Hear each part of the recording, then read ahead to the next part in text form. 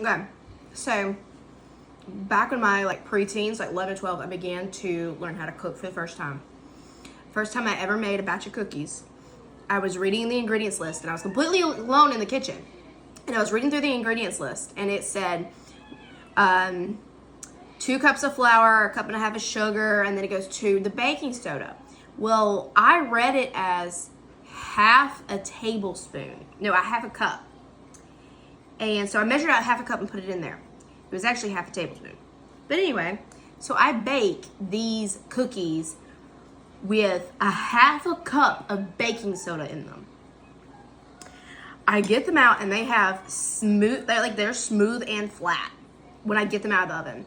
And I take a bite and I'm just like, it's so salty. I spit it out. I'm like, something ain't right. So I took one to my mom who's on her computer. She starts eating it and she's like, it's turning into soap in my mouth. What did you do? We run into the kitchen and we like look through the recipe and I figure out what I did. So that is the first time I ever made cookies.